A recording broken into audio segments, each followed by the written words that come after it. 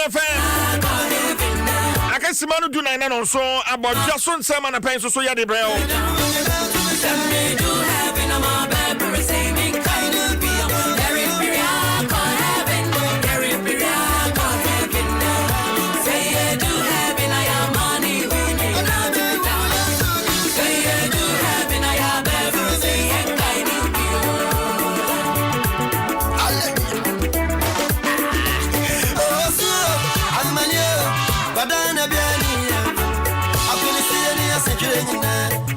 Don't be in heaven. Is I don't say, Benjamin, oh, began it. Cause I'm doing it to me. And I say, yes, I can't, but saying, I do ban as I say to her. Never to a young compound. Now go about say one young. Now go man, you say, and a riding young compound. I didn't have to come away. Don't know my house.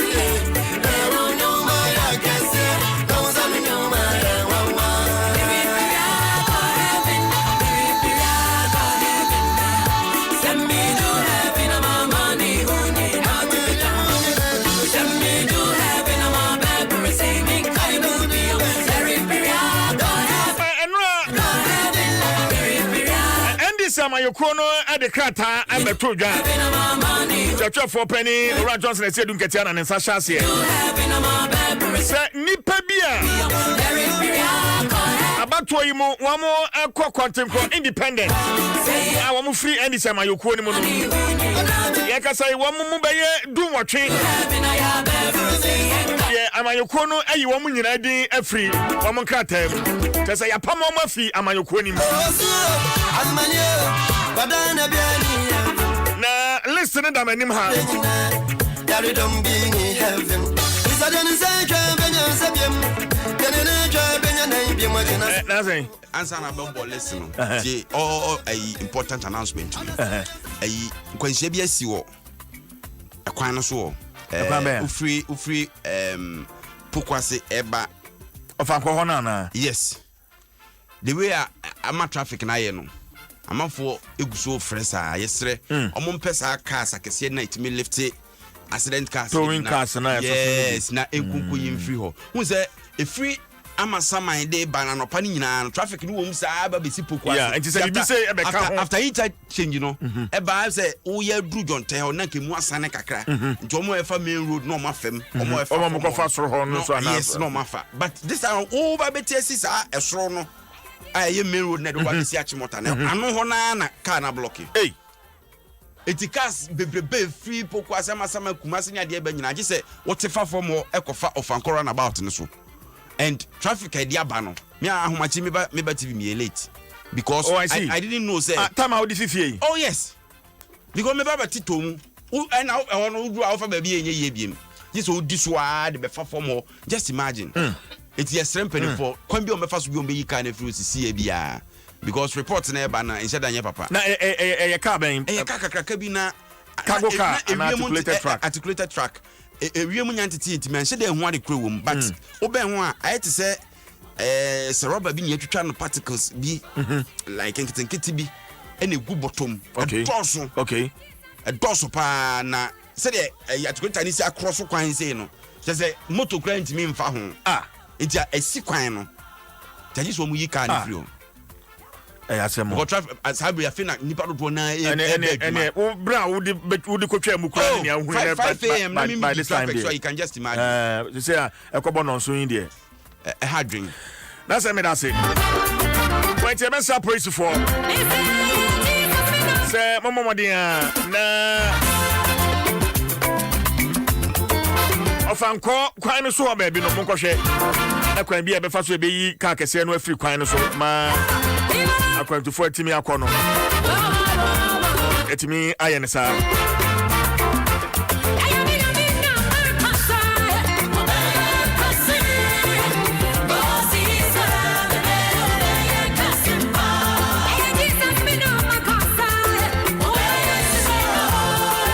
na manu gusu America enura krata efi endi samayoko no akache ebetoja na krata ne damanim ha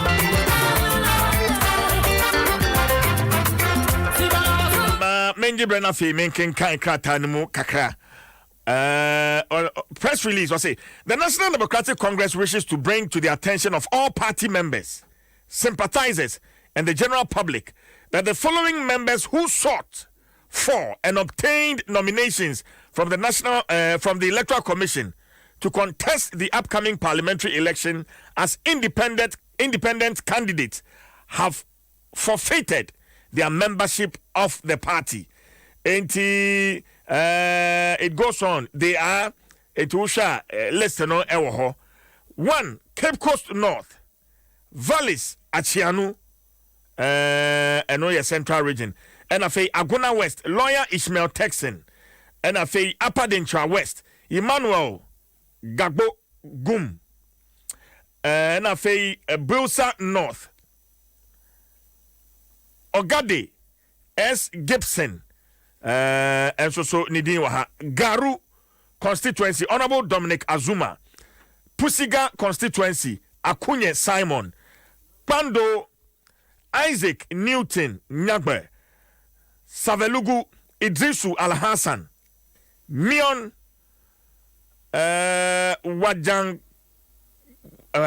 Wajanjaligu Elijah. Okay. Damongo David Tiki Dange. Damongo Paniwe, and also the Krata Abba, and also Mekan Kandiama, Salaga South, Abraham Imbido, Krachi in Chumuru, Dr. Bonja Ishmael. Nadoli Kaliu, Sandong, Mibang, Era Fatau, and Afei Bodi, Owusu Ansa Emmanuel, Tyne, Kwesi Ajiman, Jan Tutu, Kintampo South, Honorable Kwejo Yame Datiakwa, Ningo Pram, Richard Ammo Nate, and Afei Pong Katamanso Alpha Yusuf. The list goes on, Afei. Okay, nipa do what you know, one more edin no. Na krata no kwasoka, they must hand over all party property in their possession to their respective constituency secretariat, and they must cease forthwith in using party paraphernalia and the name of the flag bearer in all their campaigns. It must also be noted that all party members who endorsed your nomination form, campaigned for you, or who openly associate themselves with your campaign activities are equally in breach of the above provisions and therefore suffer the same punishment as the independent candidates. Thank you. Johnson Esiedun Ketia signed 3rd November 2020. Eti Kratano emu na fe mabo ede achre ono Adoma no 6.3 FM. Na me kase Damongo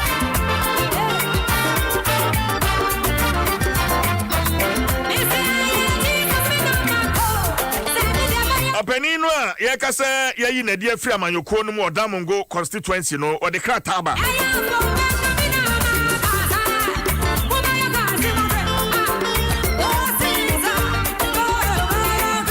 On the issue, traffic SC war of Anko. Say, Uti Adoma no 6.3 FM. Wakasa traffic anymore.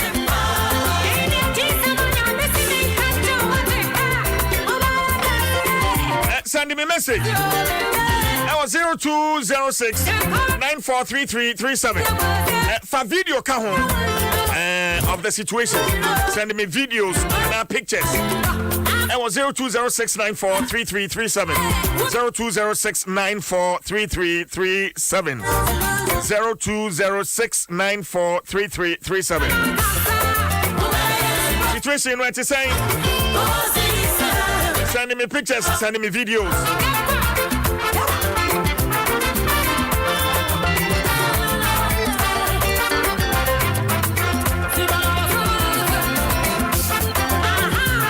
Well, David Tiki Danke, and this is my corner chain. Say, if as I said, walk independent in tea, where you nefi amanyo kronimuno. What the car taba bonting? Office of the Independent Parliamentary Candidate, Damongo constituency.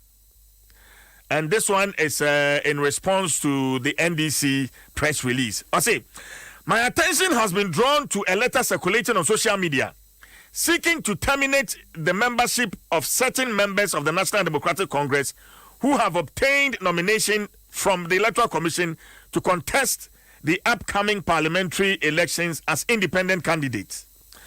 I was listed as one of such members, the 10th person on the list. I want to state categorically that I have never been a member of the National Democratic Congress. In fact, I have never borne any political party card in my life. One would have expected a meticulous inquiry to ascertain the authenticity of this fact before compilation of such list.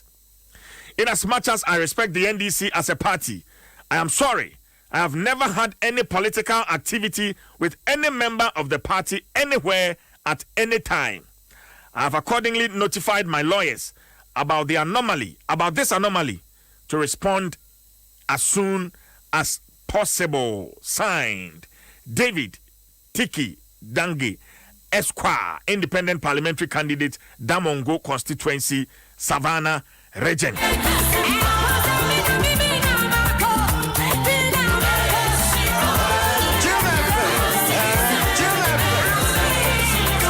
Well, it's no.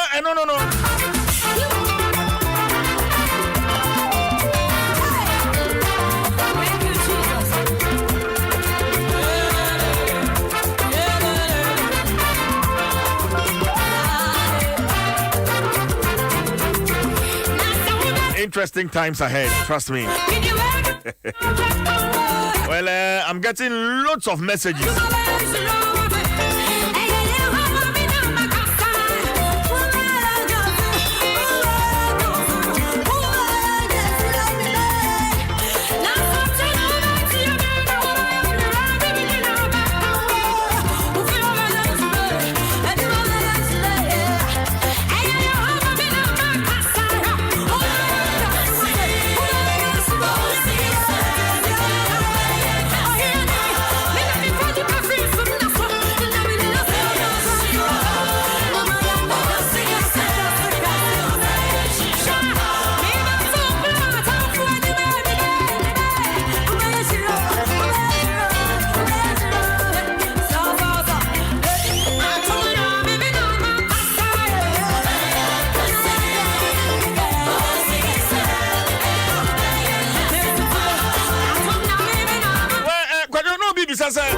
Traffic in him, let me a friend. Let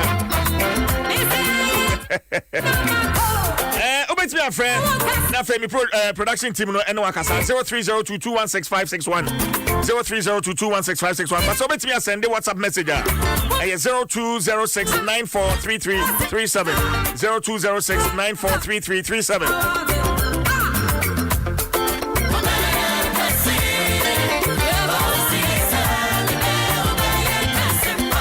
So my Vodafone Emma Wakwenya na wasend sika e wo Vodafone cash so e free yento to send networks in Kaye bi no enti emfa ho ni sika no dodo a pesa wo de mane ebusuafo ana adofo e free enti bomodi ana twa ho to Vodafone so sisi a star 110 hash ɛwɔ Vodafone no so na afei enjoy the freedom of money transfer. Vodafone, the future is exciting. Ready?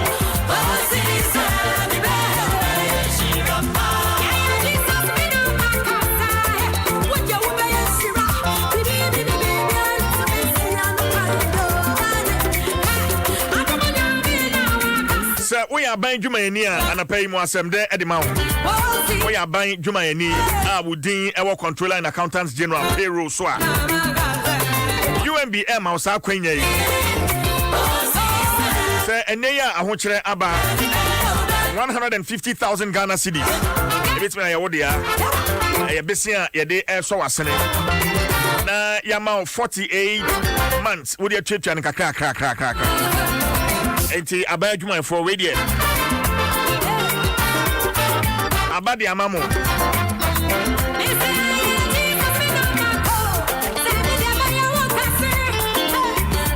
Bora UMB branch bia. In fact Ghana here were 36 branches across the country. Enti Bora branch bia that one now in less than 48 hours 150,000 Ghana cedis. Maybe I pursue program B our university. Pursue sound car no. And I say BB etisa UMB Sabra. And see who I want so at the firm me change interest rate no. Ayaboko.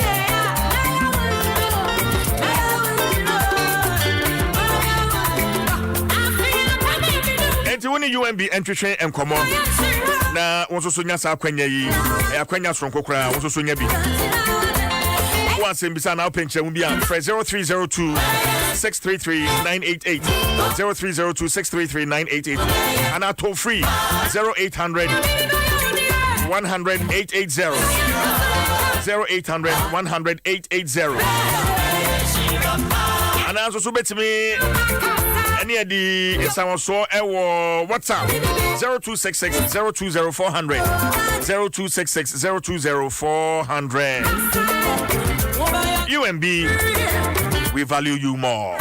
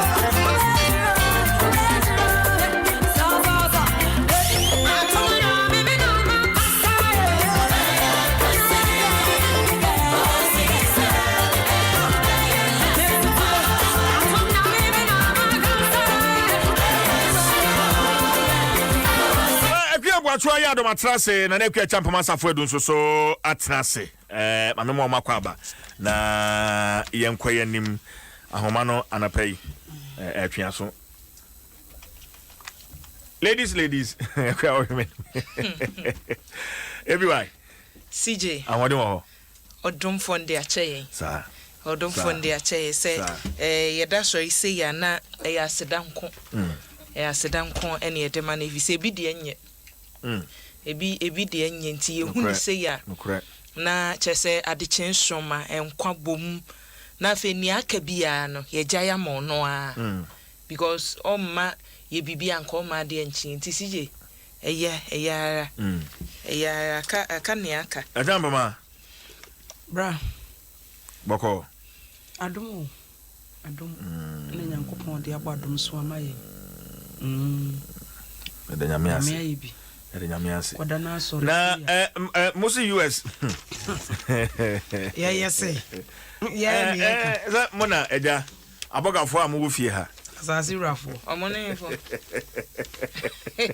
azazirafo like serious abogafo amu fie ha but if you and adwin nyina in fact my monitor I mean foreign media CNN BBC Al Jazeera you know Fox you know Tokahana atoka so far Tokahene ade toko baby ade nipa okwabra na etimi agina baby wo begina ye no wagina ho no ma be 2 days ela na Tokahana CJ onim me de me hu se bibia to obi ana bibi ikoso a lessons ewom lessons ewom na ya me pese misua bi yes na ekoso wo US no. The question is, ye hwe yesua. Is there omu ne say, omu wo technology, omu wo nimdie, democracy no ma practice no over saying 400 years. 400 years. Eti omu de kaye nim say eba abato mu say ye to aba nka bibia miti won. Aboba. Ka bibia ntumi miti won. But you can see say eniem asesa. In everything 2020 niema asesa bibia mu eniema asesa omo ankasa no omo ho adwiri omo nipa no a egina apri dibere no ho adwiri won omo so ekoto aba no eni omo kora eye ho adwuma no obia che se obia hu ne ye woka omo a posters a wonum di kan predict ye sei ne beko ebia ye confused so we Professor Alan ya wono no from the 80s what predict abem do na media houses a wonumu ni sample ye ne ko sei na we ni sample ye ne ko sei no obi e de no ya atwenchen ene asofo a wonuma predictions ahoro na ebeko sei ene Ghana asofo bi so de wo ho kwaji mu ebi so de wo ho kwaji mu o ye beto awie na sei na akọ ye nwie ye de basi je sa wo hwe sane aniemasi akwa Ghana yeso ye de boboba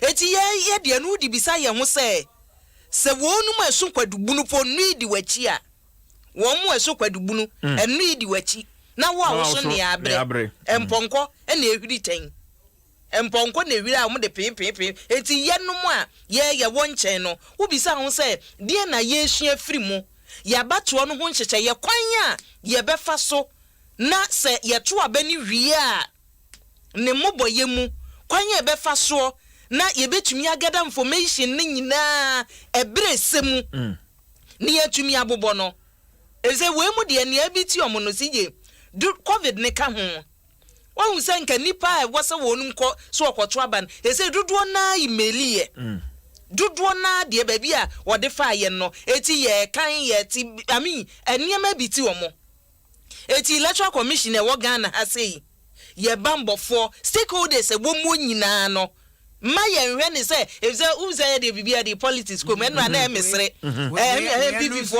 MPP for are aggressive and champ na wo so okọ we mu sese democrat because I reflect nothing situation na wo Ghana na edi for CJ unim eniema biti Trump no covid handling ka ho kwan yo fa so handle covid no e ka ho but yeso tan okwadu anu ayi ni mirika covid you hwesa ne Ghana yesi manage ye de achire ebe achire no na abeka say test no aye ne yagum but from day one senior mpanimfo si handle covid no wo mayi mu yenim yade ni su eti kwan a ye fa so akone say ya hwa amen bi a omo ye egwe no ne me ekoye eti Ghana yeso yenye bi mampani kan asem bi wa bro sha ase o se ye nhwe oman bi so de emfa nye ye de oman no ayetimu no ye wo ye niema ene ye wo se ne ye si ye niema so fa enti ye behwe na ya nkasa ya ye nhyehyɛ ye bebo really aboa enti no ma obi ntia ba bi nka se na Trump lusu na abelusu no yen hwe na ne esase yesua firi mu no yen hwe firi mu e say wo government we ne performance adwuma agbaye na Trump so de a won so ye no ba bi yentumi fantoto ho we kura hwe ba bi a Biden adu ma min twamfoni no o ka ba bi a Biden adu sesi ano Joe Biden electoral votes ye ka say wenya 264 we hear 6 people electoral votes 264 percentage wise you know 50.4% and a vote count you know 72,077,457 Joe Biden there no yes Donald Trump Joe Biden electoral vote ni 264 Donald Trump 214 I know represented 48%. The vote count near 68,601,159. It is saying as it's here, Infonino et here. But you share swing states, for instance, it is Georgia, Nevada, North Carolina, Pennsylvania, Arizona, Florida, Michigan, yes, Michigan. So, Kaho. You share in the next couple of hours. Let's say. Bibia we hope sir hours na ye dey train no omode train we ase nyina dey train bi no enema be koso asunye because ahomachi no na ase demonstrations bi asase e Arizona potemu ho no mo fa Donald Trump say recount enema nkoye ye wia votes ene ne ka ho no omode omo systems ni di eti say enema nkoye a ono Donald Trump no enremu and what the betu just so be court ahomachi ni statements are ye wodi kan so what the be court wo wi e wasanse marine nipa no a wono say me de court na wo wi na court a wasem ne say court marine enti munyam dem mumumi ana munyam den eti ono ankasa no CJ you can see say ase ohu danger bi wo baabi eti me de tutum saa me ka we tum no maka we yatum but omo de omumra no ye hwe ne yesua bi eti afi so no ye hwe so mbe ya toto akose ne omukọ na se obi si obi awie mu a recount beba me kura de ya recount si je onim ye to abawie na amanfo ye recount a yensa ankotu ni nyina yensa anko ne enkotu ni nyina because say states are all calling for say recount enkoso wo honom no minim ni ade ni nyina se wo ombesa kan yo so ombedo ade nso de owe anu ware no wage atum owe anu ware 2016 saa na abato no mu frase so o mo ye counting no wo ya o ye saa kopem se wo hunu se afedie edane eba wono ni favor ansa no obeje bibia ye fine bibia ye fine na me I don't blame Donald Trump bebre if he say enkugu ho ho edi bema en watumi agina ho akase endafem mejitum enti eba ne se ya abo bia bewu a wo pre wo bekeka ne se ya ye bia na wanya kamafo but no kwaba konso ne se wo hwe ba bia eniema duro ne pa dia Mame Paula White ne mpaye ne tonso ya wodwa no pa nyina no sensakraye bi beba Nempa no he ene ma ayo anfanto wo ma ene video kura ye ene ma hu se wa bibifo abofo ene wa abrofo Africa abofo no wide sit whole nations no wo kole ye abofo no so wo mmra emeboa Donald Trump na we se de akwedi ka no eye nyansasue bi wo mu sese ye fa se o my Ghana for amanyofo na fam ene yankasa temamfo na fam ene abato adwumako na nkasa fam amanyofo no Donald Trump enanu ya covid baye no kwasam ne se what is seeing na chi anasa Fox News na chi na ono ankasa friends entrofo asamomra na me obibi ka no waka wie na entrofo ko bi sada sit down You don't have the right to ask this question. Enya nsentwefo no nkupo.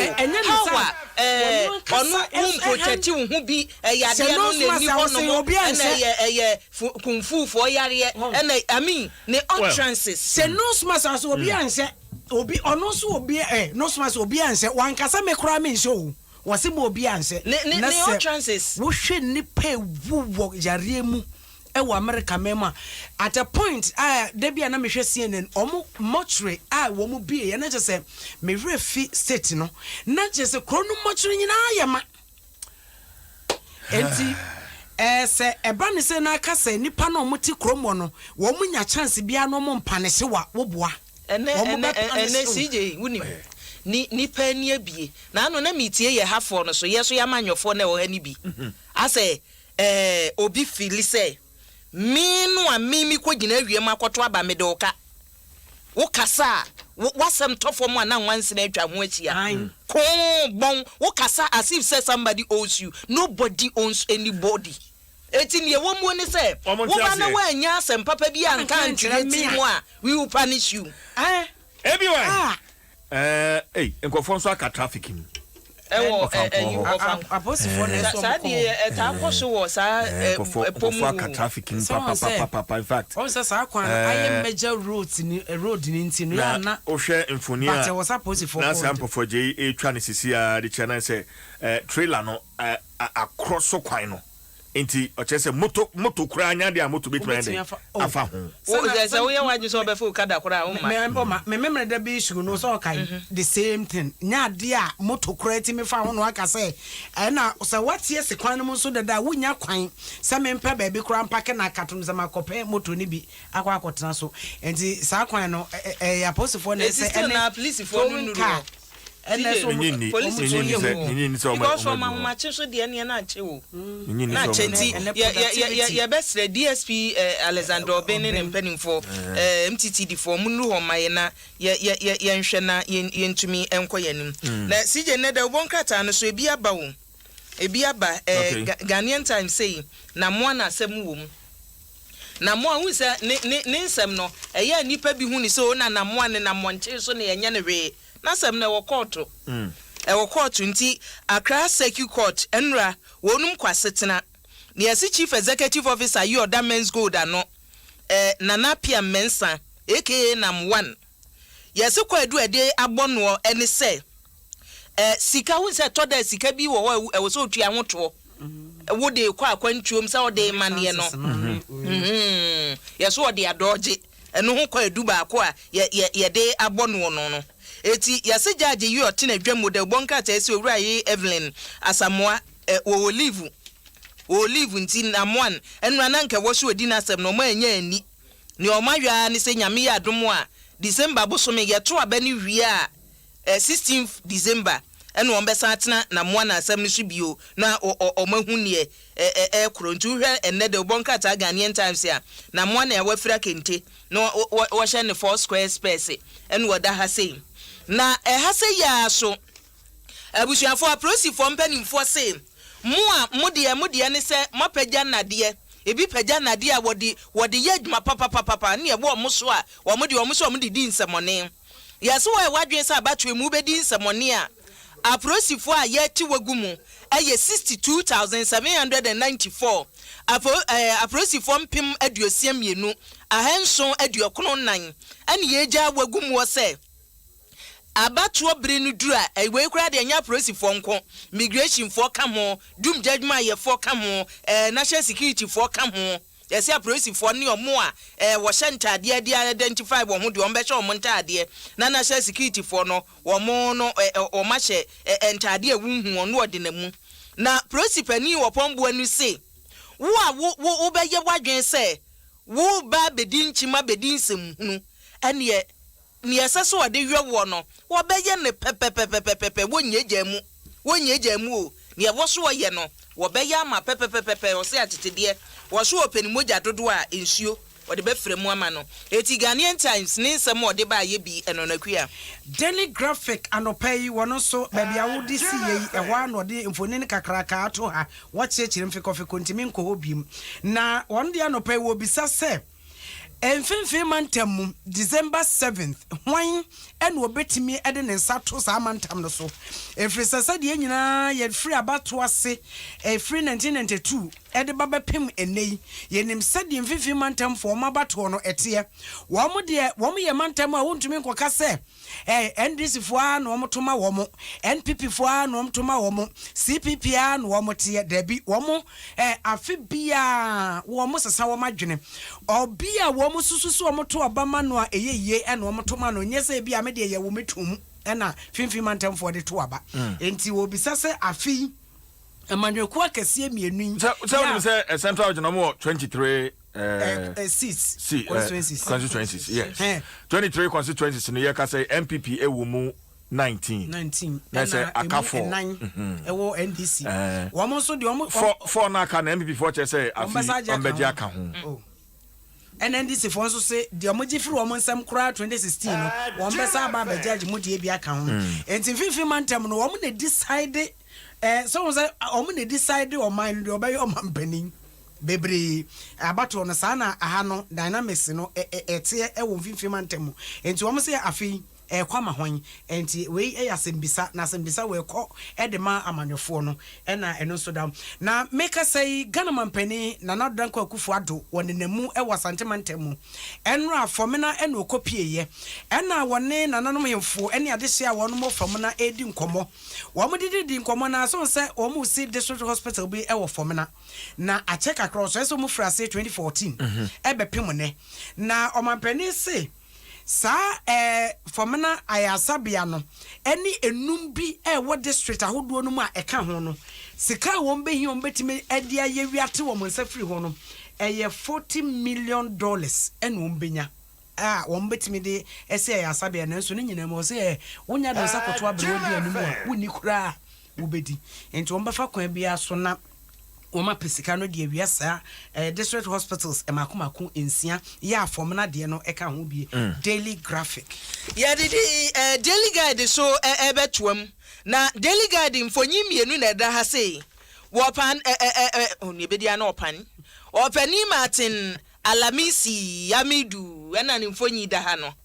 ena mampani dada John Dramani ma ne wodi ani matu franka ma NDC won so ni mfonyi da no obi a won style awaye ena onya Daily Guide Martin Amidu de ne express no teacher ni ma ke ade na so nso otwemba ne hwene so kakra sa no wayo no no de ne sasum na no ena mampani dada John Dramani de ne ase wo sere twi na de bonka tai say we o kan brofo aneye wo se mama call Amidu stupid coward we say no de betwi mu a na chese be ya toto nti we brofo na da na be ni nyina aka ho ayo na mampani dada say Martin Amidu wonu mu asoma wo SP adwuma se kwana kwaya nhwehwemu we Japadi mu woni se Japadi wo de ba bonche a monsem ka no ebe ye yo efise mampani na nado wono ankasa se ne nephew ne ho abedim ana afesa asem no wo ye ni equalization say an na nado afam no Japadi wo mafom Air Force so eno so dwoma so afom wo si asem so obi ansoma Air Force nhwehwemu Airbus sani e kan ayo Airbus de no obi ansoma wom afedie wo report no ba ye no wo hwem bia wo se ne ohun ye ha ne say Martin Amidu say government official wa na edwoma ma no say what is this you are coward we are coward ba kon de aimu edudodo o ye coward na che say cry wo hufo na ba kon e kan ho no o ye wo so wo hufo wanya bema stupid ba ko na ka ho no stupid no metimi de dia fa baby kakra no so odi aka ho na chese na anu ada pa atwa ne de o twa se ni osika ne boko no na Martin Amidu so de wo so no ne penka pa etimi se ba now wo chiro tizis no wo nwie ye obetwa ne tenten wo de ba so a yeso ye wo ha ye be kan na Daily Guide no amu John Oji abusuafo mu ka ba ntie wo wudi ni John Oji no wonu ni nipa takra de mmofra miensa no panimfo ekire no se ensemone wonum ne kum kwada no na ne Unso musa che ni colleague bi kan ho. So ono so nim hu bi. Dr. Wills ana. Dr. Wills. Ya so omo koye a. Ono Dr. Wills ne say eye John Oji na kidnap nkwala no. Nye o che nkwada ndi omba ye no. Eye John Oji no. Etu o ma hyase e confess. O ma hyase e yi anu nkakra de ba e wo ha.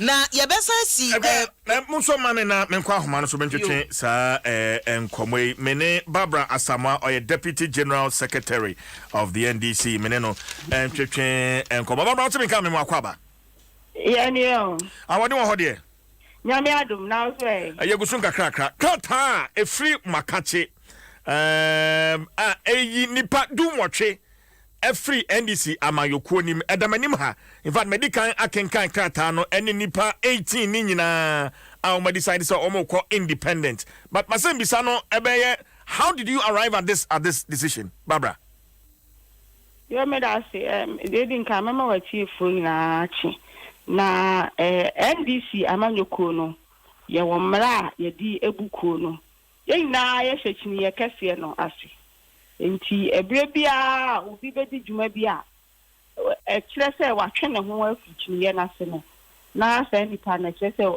party no ye ni twaka bia eti na se de wa wini no NDC as a party no 275 constituency e Ghana ha na ya fale candidate a omo gina e wo NDC din enti se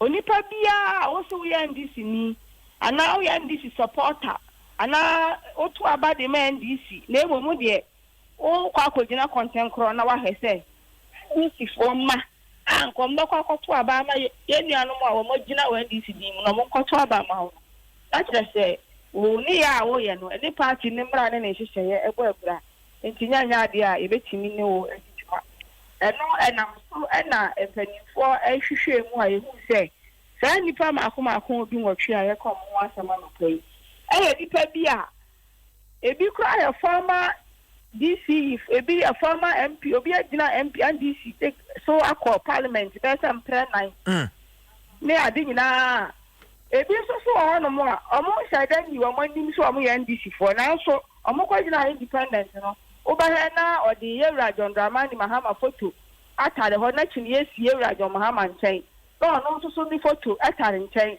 na o ka se we me so bi NDC ni enti woto aba e de ma Yewura John Mahama na wato di amame safo yi na ehwehwemu a ye no abechese sa nipa di wotwi e na edi for sa asemi ho nti e na mpanimfo aye ne se animu ya no e wo sa ye ma NDC akitafo na hu se sa nipa yi omunya NDC fo bie se no omunya NDC fo kro omunya NDC fo bie enti abacho na ye koto na NDC ni bia hwe e na wankoto na ba amfa amani emu bia interesting.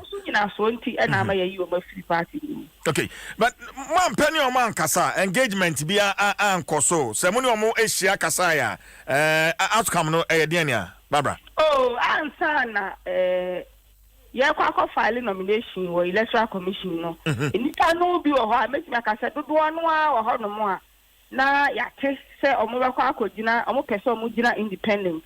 Na NDC ya was standing committee bi a mpanimfo akuku dam ati se enkan speaker of parliament Yewura Joe Ajaho eka ho ye Maame Faustina Nelson ka ho na Yewura Abamba be mu nyina ka ho Alaji Hudu ya mu nyina ka ho sa mpanimfo atu anamo bia ni nipa bi akasa ma ebinum kura wo ho a ya flag bearer ankasa krampo ene wo mahia ene wo madi sa wo so na so ni da chino edu se omo file no sa fu ya kwa file se omo gina content kro na se nipa no ya na wa na agin se de obeka bia ni ho a obetie wi anu susu wa bi mo so ho no mo a ya nyanti ye no ana ya ngu se omo tu sa na mo no pen se registration ni twa mu no omo no so krampo no epanimfo atu anamo ene o makasa se before anka ye ba print ballot no enka omo twen san se de be ya omo emma ballot ne so eno so bia ni ho no mo a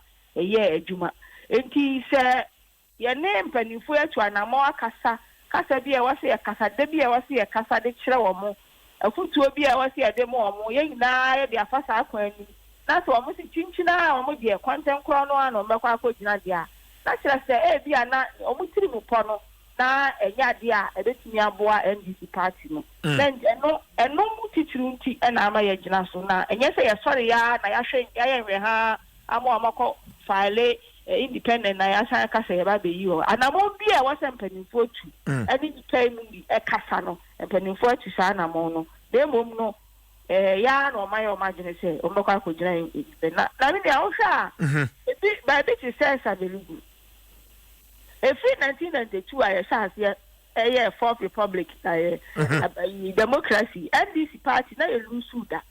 Independent, some year, 2016, you lose that seat. I depend on independence. No, me, I'm a nini. Yeah, when you're the bed, because Park was here, Miss Arthur, former vice president. Mungina to an amount is I Kasai. One Yancy, once and once you're independent, Emma, you lose Sabelugu seat, yeah. They say, the other that come where say, Sabelugu seat, you know. The best idea. Yan, I was so independent. That is our head. I didn't want to say, and now you're by NDC seat, you know. And then I was saying, my young one was Sabelugu for no, a young chas, yes, say, Sadi panel on Kaya will be. And you to Abamana, I want to farm my NDC. Okay, Sabelugu na Wokano, Hona Idrisu Al Hassan, on the free party, correct? Sir, Osha Baby, so the second time pass out one. Nipa original independent, no, or a former DC. Osha difference, a war, your MP, or yes, Felicia. Any MPP candidate or contested, you know. Now, I said that I lost be and he said, this is me, we are former DC. Now, to me, I didn't go to company for the work I said to an amount be I was there doing the independent. Yeah, we can't say over NDC votes media free. Now seat in a free answer because I know idea over to me a winning seat no at the Amayan. And we think who said Garua, Honorable Dominica Zuma. Yes, now I am why MP play where this is taken so. It is all good enough primary. Now we lose now so child wants to call independence. Such as I also know, maybe I now idea main cassette I didn't know what it is. No, beer. Now I didn't want to idea a bit me I'm Abua NDC party. Okay, that was a two-sana moon. Barbara, interestingly, the number 10 on the list, Damongo, David Tiki Dangi, Savannah region. Really, Zibeto Abontia, no, so didn't the Ebeto actually. Na our homano so menoka say mesaka no amano so nti ma menjin na dwenche any position on your release nothing also as a deputy general secretary also our reaction bia o de aba enti lawyer David Tiki Dange good morning at saying good morning eja at saying anyame adom ye ho ye sound so ho ye de nyame adom bibia boko mama ni kan bisa wo ye NDC ni ba masa me woman party be card me party be card da me nye political activity be da enti me me wanwa say omodi media koto number 10 in fact from me I don't know what to even say it's so embarrassing but answer na wo be ya wadwene say obekọ independent no na political party ben na wone no adwuma Masa, I don't know, I retired voluntarily as a state advocate prosecutor 2019. 2019, and from 2019, based in there, for party by na many movie or name so it is, I never had thought the possibility of such a monstrous mistake could be. And yes, this is a manifestation that institutions are not working in this country. And yes, something like this should come. As I said, there should be a meticulous, check to ascertain the authenticity of any, document before you append a signature to it. But to go to this, see, and what I say, UTV, yes, constituency, local FM, including publish it. So you see what is happening. Actually, my informing my lawyers, my legal advisors, to see to it, to see what we can do ASAP.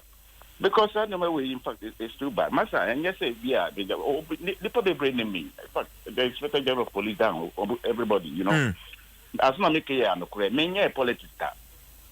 David Bacho Jinaso Barbara otie ne nkoma ye twetwen me tenen kana ne line ne very faint nti baby o ha me nti dem mom no me gidi said de mate no mate enough ameti de o pese okay ma mbisa opani ni din wo monkratam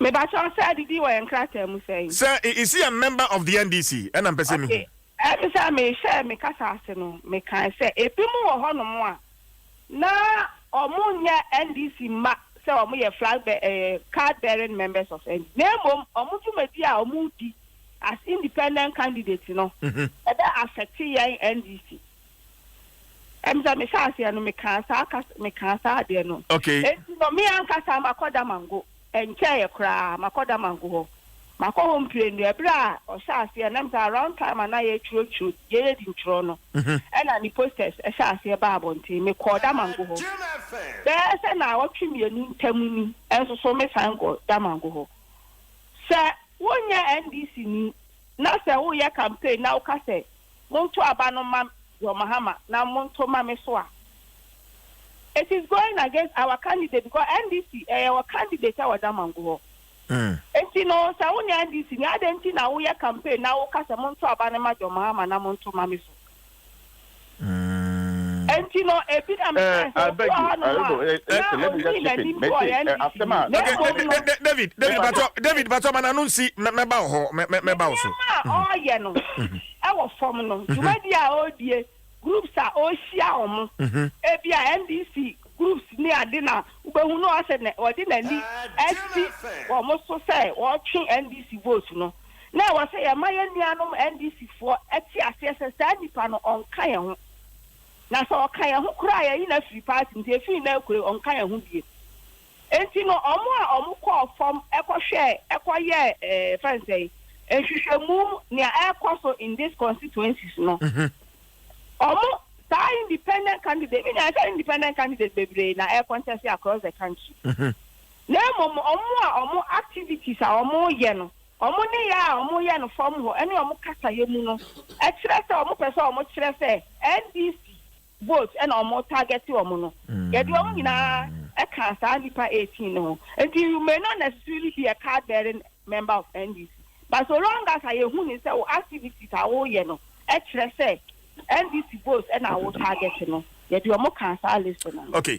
David, when you NDC ni and so go campaign mo meet NDC groups Montoma na Montoma former President John Dramani Mahama ene sa niema no awoye no eno uchire mu sai David ohine minua bana hotel excuse me to say to put it they are blatant lies and blatant lies Samon and throw see mamenka chiro me I don't do that me akwala listen yes, yeah, campaign bien jina platform bien speaker say obi to aba emma John Mama net to aba mami. I will never do such a thing. Yeah, can listen. I'm an independent candidate.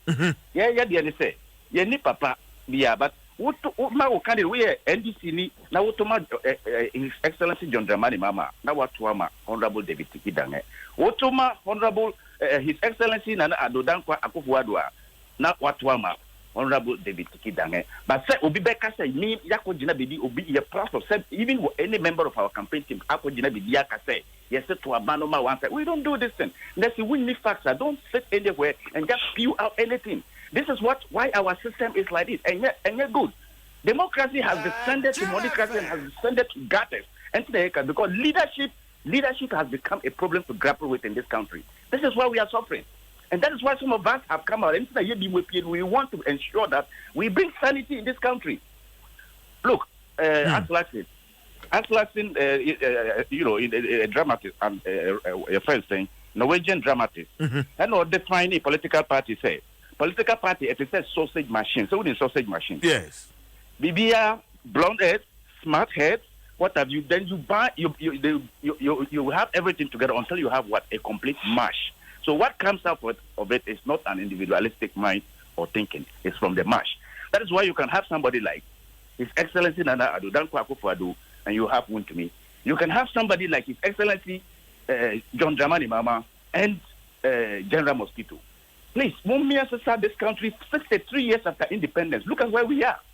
Look at almost Malaysia, Thailand. Go and see. Just support these countries and see. Envy. The seeds of hope in this country were sown alongside the seeds of greed, evil, and destruction. Unfortunately, the latter triumph. And that is why if you don't change in this country and follow it, because at the end of the day, let us look at in Africa. Ghana was spearheading whatever. Okay, David, Mamimbi Sao, in your campaign, say woman to abano emma for as a member of parliament, presidential no, what's woman to my Yes, see, I can send my reputation. We say that if you are MPP and you are voting for His Excellency Nana Addo Dankwa Akufo-Addo, vote for independent candidate. If you are NDC and you are voting for His Excellency John Dramani Mahama, vote for Honorable David Tiki Dange. This is our campaign message. That is totally, fatally wrong. Okay. And the media are not things are not good for this country. Okay, and son said Barbara, and I said Munina Subiao, Anna. Yay. I saw my papa can. I want to deny be remorseful for what you have done. You are rather defending it. I'm going to sue you guys.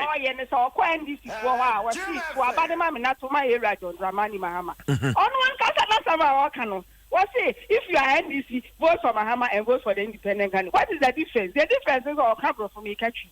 And it's one of me do woman there. But Barbara, me how to say somebody need aka the list of Nipa 18 yes, Nipa 18 now. Or Nipa 18. Omuju madia omudie no. Enti mo yoma free NDC party ni. Yeah, you are so we NDC di. We you be on home. How do you sack somebody who is not part of you? Oh, besides, how do you sack somebody who is not part of you? Me say. Ono na aka no ene se wanya NDC ni. Ono na aka. Omuju madia odi no Odamango constituency ni de. Emi ne payment Odenam. Ani anamo a otu no.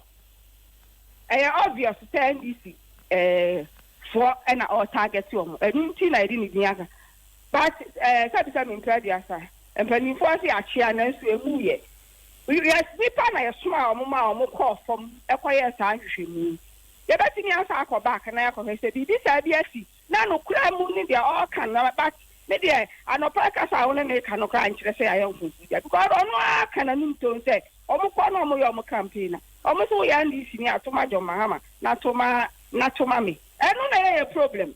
I know a problem. And no, I quite say, or your NDC ni, and Mudini Dia can't listen. So, why independent candidate? He has nothing to do with presidential or to your campaign for independent candidate as a member of parliament.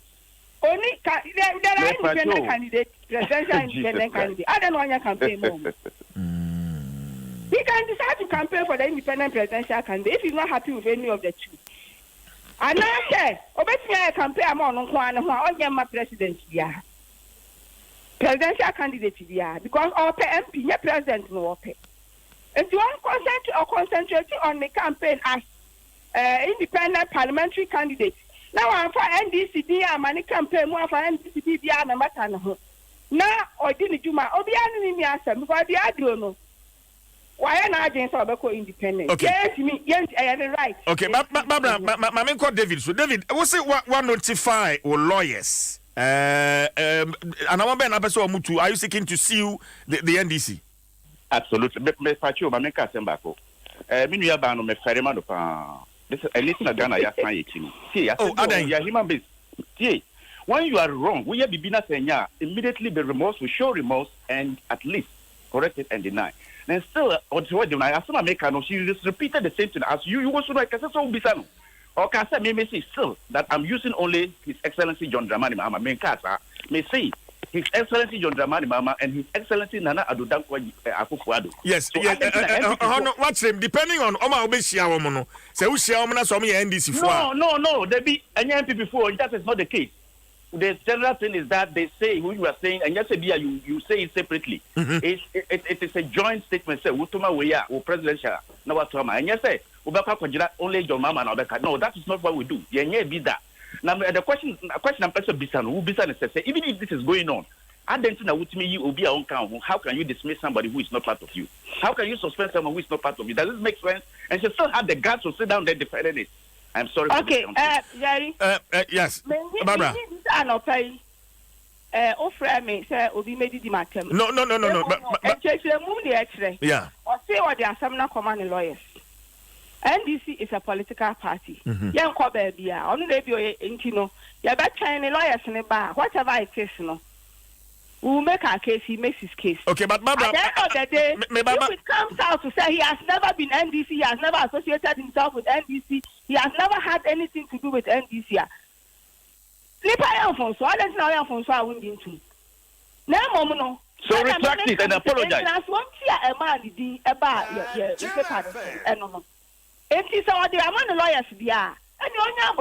Lawyers need the petitions and the petition is a suit to the black ever do NDC for us. Yes, so in I didn't count. Yeah, the better. Say I'm from I don't think so. Way a big deal. Say because say you're very reverse. Say you. Okay. If you know but now tangents now all connected. I don't think it's right because we didn't come to attack anybody, and I'm sure, sir. As I have not attacked you. But Barbara, my person. Barbara, me bow. And as I'm American, Barbara, you difference a woman here also attacking. Barbara, me bow. Say umitie openi David Tikidange in Kasa Yemwa. Ujitum say clearly as a man due diligence asana mo de salisti e ba beto amontin ana me ma kwada mongo constituency go 2 times me ankasa o me nkasa obi me se me ankasa makọ mabisa opa some war report you be a reporter na say opa asoma no man nko da mango constituency ho na onya a little investigation and tie na tie de obobeka freeze our constituency. Problem me chana say. And you know it is possible say I mistake because you could hear the nipa account ho and they take decision on it. Yeah nipa be no on yan for. And he is taking the right steps or the man a lawyer for. Or the man a lawyer for na say bana pass. He has never had anything to do with NDC. He has never associated himself with NDC. Or yeah be a chance of NDC New. Why not? Anyone is a crack and the carbon since you party. You better me the crack for carbon, the or near a party. Okay. David. I was say or attacking me personally. As I'm American, be anyone man, a year black chancellor. On one cassette in a radio, you saw cassette. Or more campaign, moving baby, more MP for most of one man and another, more MP for. So if I am saying, say, or more cassette to Obama, Yerajo Mahama, not to Obama. Omona target target to ma so me di wo mene de hin. Okay. David, Oteminka. Me question back. Me David, let you make progress. Ube see you NDC amayuko no, correct? Yes. Ube see you omo.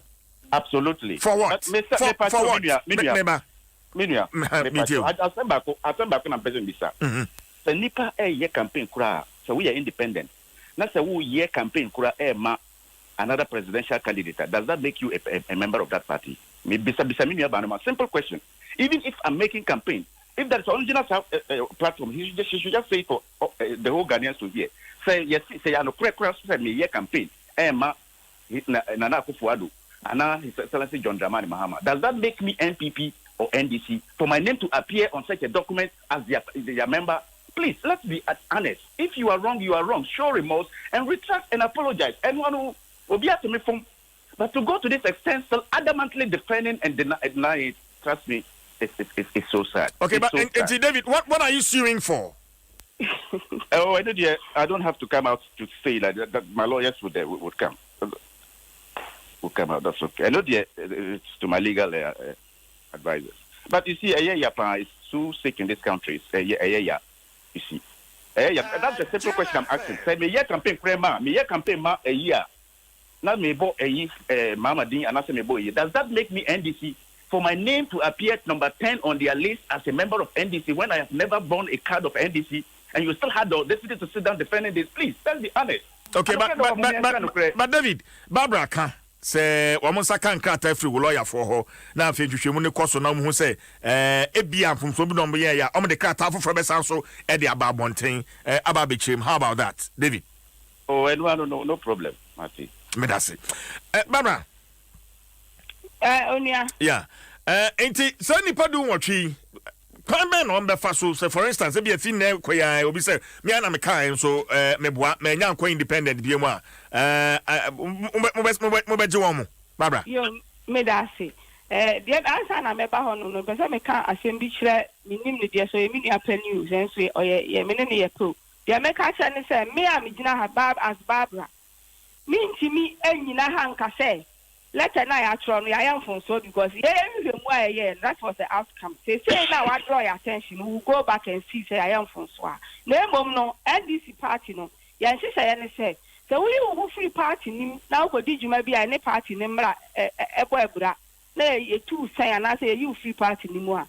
So unu ho na wo san ba ya je o step in play their family so na mom no ba san abam as a new member.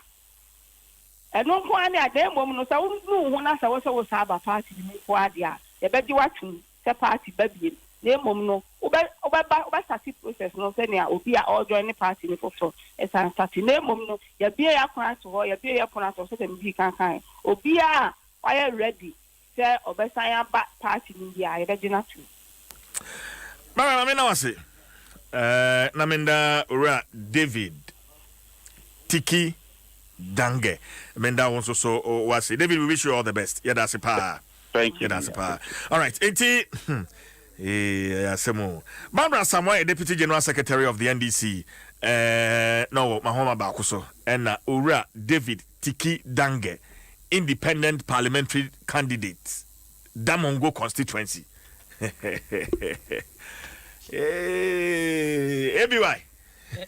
Yeah, trying to let them. Yeah, training letter because we need to say NDC for the some run no day ejuma.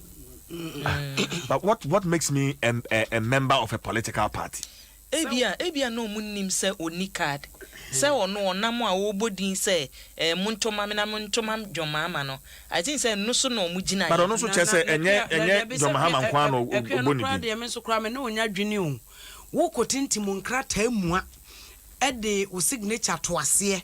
Aba be ka kire Ghana for say nipa semesi obenten efie we wonwura mu biem wan so wantumi ehunu se nipa na fie no wonwura mu dada o ma ho woni ho bi onye member of that family and me anyi se nipa ne de amfiri na ade ne de abeto abonten wie na o se de but o man na etime nyina yenuafo ewie kire ko ba hia ye nyina yenuafo ena mfomso nso de etumi ba enti se de ba bredi ka aka no so wo nyina ko hwehwe nkratam no mu se bia mfomso ne ba ya papa no nso se wo mu esa de krata afoforo ba bonten a wo no nso so wo beji atunti we nya se bia esese yesoso so ma ne ye bibi dendenden ye bre na so me kona Kingsford Kofi Edu ewo parliament or parliament or say happy birthday enkoma Ophelia Dodu wo teshi na brofo de ba ne say nyankopon protect you from any calamity